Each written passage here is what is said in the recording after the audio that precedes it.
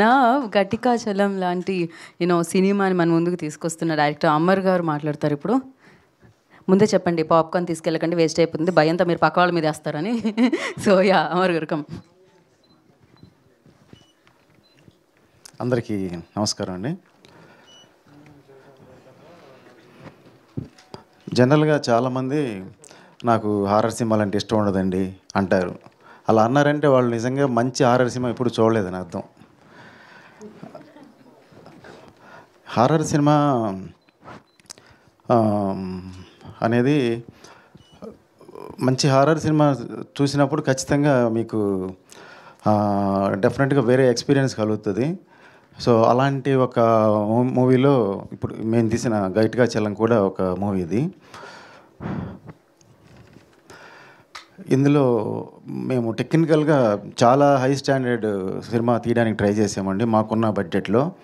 దానికి మాకు ప్రొడ్యూసర్ రాజు గారు ఆయన ఇచ్చిన స్టోరీ ఫస్ట్ అక్కడి నుంచి టేకాఫ్ తీసుకొని, అంటే స్టోరీ పాయింట్లోనే ఒక చాలా నావెల్టీ ఉంది. ఆ నావెల్టీ నుంచే మీకు ఒక అంటే టెక్నికల్ సపోర్ట్ అదే ఇస్తుంది. సినిమాలో ఉన్న పాయింటే ఎక్స్ట్రాడినరీ టెక్నికల్గా తీయడానికి అది మనకి సపోర్ట్ చేస్తుంది. సో అందుకే దాన్ని వెంటనే మనం టేకప్ చేసి తీసుకున్న తర్వాత దానికి అంటే బ్రహ్మాండంగా తీయాలి అంటే టెక్నీషియన్లు కావాలి. దానికి మన ఇంకా డిఫరెంట్ టెక్నీషియన్స్ పనిచేసిన వాళ్ళందరూ చాలా లక్కీగా నాకు మనోజ్ అని తను మన జోగినాయుడు గారు పరిచయం చేశారు. నేను వెతుకుతూ ఉంటే ఎవరున్నారని తను ఒక చిన్న స్టోరీలు చూపించాడు. నాకు చాలా నచ్చింది అది. సో నచ్చింది. తర్వాత తనకి ఫస్ట్ ఆఫ్ ఆల్ మా బడ్జెట్ నచ్చలేదు.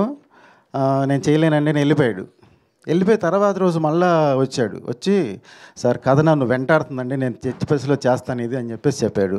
మనకున్న బడ్జెట్లోనే చేయడానికి రంగంలో దిగిన తర్వాత తను ఎనర్జీ చూస్తే అసలు మామూలుగా అంటే బ్రిలియంట్ ఐడియాస్. మనం ఒకటి చెప్తే అతను 100 చెప్తాడు. అంత బ్యూటిఫుల్ ఐడియాస్. ప్రతి షాట్ పలానా షాట్ ఒక 3 minutes సింగిల్ షాట్ ఉందని, ఇది చేయాలి ఇలాగ చేయాలంటే ఇమీడియట్గా అతను దాన్ని ఎగ్జిక్యూట్ చేయగలడు. అలాంటి ఒక బ్రిలియంట్ అండ్ చాలా వెరీ ఎంతూజియాస్ట్ అండ్ డేరింగ్ అనమాట. పెద్ద సీనియర్ వాళ్ళే అది కొన్ని ధైర్యం చేయలేరు. తను ఎక్స్పెరిమెంట్ చేశాడు మూవీలో. అంటే మీరు కొంచెం ట్రైలర్లో మనకి కొన్ని ఆయన షార్ట్స్, కంపోజిషన్స్, లైటింగ్, అంటే ఇలాంటి హారర్ మూవీకి కావాల్సిన ఎలాంటి మూడ్ ఇవ్వాలి, యాంగిల్స్, తర్వాత అవన్నీ ఎలా చేయాలి అవన్నీ వండర్ఫుల్గా దాన్ని ఎగ్జిక్యూట్ చేసాడు తను. తర్వాత మ్యూజిక్ పరంగా దీనికి మ్యూజిక్ అనేది చాలా ప్రాణం. సో దీనికి మాకు అనుకోకుండా ఒక ఫ్లావియో అని ఒక మ్యూజిక్ డైరెక్టర్ దొరికాడు. తను ఇటలీలో ఉంటాడు. తను హాలీవుడ్ మూవీస్కి పనిచేస్తాడు.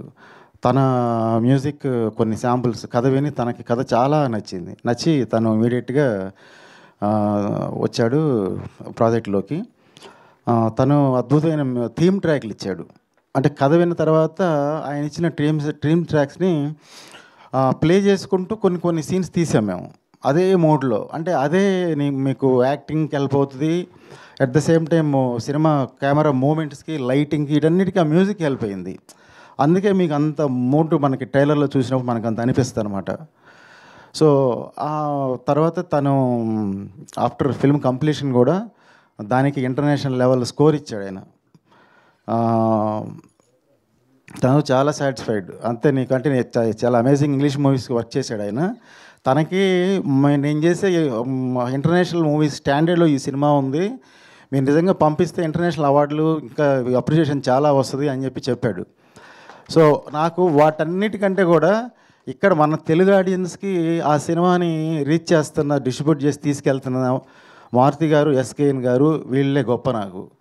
ఆ ఇంటర్నేషనల్ ఎక్కలేమి కంటే కూడా మన ఆడియన్స్ చూడాలి ఫస్ట్ అనేది నా కోరిక.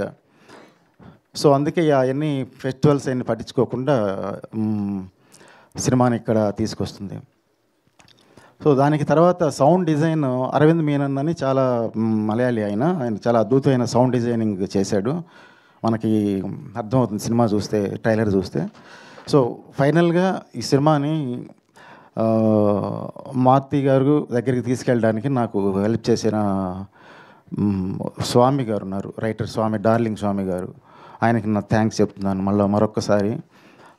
ఆ సినిమా ట్రైలర్ చూసి నచ్చి నన్ను మారుతి గారి దగ్గర తీసుకెళ్లారు. ఆ తర్వాత మారుతి గారు అంటే వాళ్ళకేం నచ్చుతుందిలే ఈ సినిమా అనే ఉద్దేశం నేను. అదొక సీరియస్ ఇంటెన్స్ హారర్ మూవీ ఇది.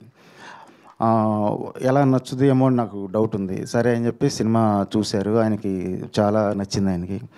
తర్వాత ఎస్కేఎన్ గారు కూడా చూశారు, ఆయన కూడా నచ్చిందని చెప్పారు నాకు. అంటే ఆయన ముందు ఆయనకి నచ్చేసిందని నేను చెప్తే కరెక్ట్ కాదు కదా, ఆయనే చెప్పాలి అది. సో వాళ్ళకి నచ్చటం అనేది నిజంగా గేమ్ చేంజర్ ఇక్కడ. ఎందుకంటే ఎంత అద్భుతంగా మేము చించి ఆరేసినా తీసినా అది ఆడియన్స్ దగ్గరికి తీసుకెళ్లాల్సింది ఒక బిగ్ హ్యాండ్ ఉండాలి ఇప్పుడున్న పరిస్థితుల్లో. మీకు అందరికీ తెలిసిందే, అది నేను చెప్పక్కర్లేదు. సో అలాంటిది మాకు ఈ సినిమాని తీసుకెళ్ళడానికి హెల్ప్ చేస్తున్న, పెద్ద మనసుతోటి ఈ సినిమాని తీసుకెళ్తున్న మారుతి గారికి, ఎస్కేఎన్ గారికి మరొకసారి నేను హృదయపూర్వకంగా థ్యాంక్స్ చెప్తూ ఉన్నాను. ఎందుకంటే వాళ్ళు ఇలాంటి సినిమా ఇదొక్కటే కాదు, ఇంకా వేరే సినిమాలు కూడా వాళ్ళు ఫర్దర్గా కూడా చేయాలని, ప్రొజెక్ట్ చేయాలని, అంటే డిఫరెంట్ జానర్స్, అంటే ఎప్పుడు ఒకటే కైండ్ ఆఫ్ కొట్టుడు తన్నుడు ఇదే అనేది కాకుండా నేను మా విడిగా కలిసినప్పుడు వాళ్ళ యొక్క టేస్ట్లు తెలుస్తూ ఉంటాయి కదా.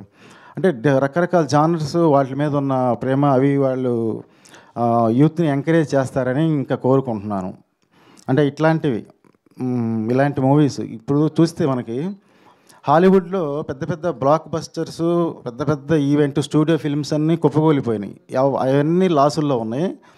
ఓన్లీ అక్కడ హారర్, చిన్న బడ్జెట్ హారర్ మూవీసే ఇప్పుడు హాలీవుడ్ ఇండస్ట్రీని బతికిస్తున్నాయి అక్కడ. సో అలాంటి ఇది ఇక్కడ కూడా మనకి రావాలని నేను కోరుకుంటున్నాను, ప్రోత్సాహం మన ఆడియన్స్లో కూడా. ఎందుకంటే ఇది మొన్న అడాలసెన్స్ అని ఒక సిరీస్ వచ్చింది అక్కడ నెట్ఫ్లిక్స్లో, అది యూత్కి సంబంధించి చాలా నచ్చింది, అందరికీ పాపులర్ అయింది.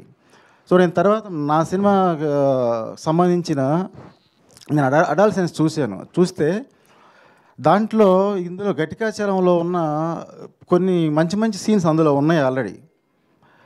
నేను షాక్ అయిపోయాను. అంటే ఒక యూత్కి సంబంధించిన ఒక స్టూడెంట్స్ యూత్కి సంబంధించిన సైకలాజికల్ ప్రాబ్లమ్స్, మెంటల్ ప్రాబ్లమ్స్ యూనివర్సల్గా ఎక్కడైనా ఒకటే అని అర్థమైంది చూసినప్పుడు. సో ఇది కూడా యూత్కి కనెక్ట్ అయ్యే సినిమా, స్టూడెంట్స్ అందరూ వాళ్ళ పేరెంట్స్ చూడాల్సిన సినిమా. అంటే ఒక రకంగా చెప్పాలంటే ఇది ఒక మంచి ఫ్యామిలీ మూవీ కూడా, అంటే ఒక బొమ్మరిల్లు లాంటి సినిమా ఇది. కాకపోతే జానర్ వేరే, అది ఫ్యామిలీ సినిమా అయితే ఇది హారర్ మూవీ అంతే. సో అటు స్టూడెంట్స్ కానీ అటు పేరెంట్స్ కానీ అందరికీ ఇది కనెక్ట్ అవుద్ది, పర్సనల్గా తీసుకుంటారు. సినిమా అయిపోయిన తర్వాత ముఖ్యంగా పేరెంట్స్ కానీ స్టూడెంట్స్ కానీ చాలా కదిలిపోతారు, డిస్టర్బ్ అయిపోతారు, అరే ఎందుకు ఇలా చేసాం మేము అనేసి. సో హారర్ ఎంత భయపెట్టి మిమ్మల్ని ఎంగేజ్ చేసినా సినిమాలో ఉండేటువంటి పేరెంట్ అండ్ చిల్డ్రన్ మధ్య ఉండే ఎమోషన్ అనేది మీకు చాలా కాలం గుర్తుండిపోద్ది. ఇది ఒక కాషనరీ టేల్, ఒరే మనం ఇలా చేయొచ్చా చేయకూడదా, ఎలా పెంచాలి పిల్లల్ని అనేటువంటి ఒక అద్భుతమైన, అంటే అద్భుతం కాదు, ఒక అందరికీ కనెక్ట్ అయ్యే ఒక కామన్ మెసేజ్ అందరికీ ఇస్తుంది. సో అందరూ ఈ సినిమా చూస్తారని నేను ఆశిస్తున్నాను, మీకు అందరికీ నచ్చుద్దని కూడా నేను ఆశిస్తున్నాను, hopefully. Thank you very much. Thank you sir. Thank you so much. And before Nikhil గారికి, ఎస్కేఎన్ గారికి ఇచ్చే ముందు ఒకసారి ఎస్కేఎన్ గారు, నిఖిల్ అండ్ అమర్ గారు ఒక్క స్టెప్ ఫార్వర్డ్ అంతే.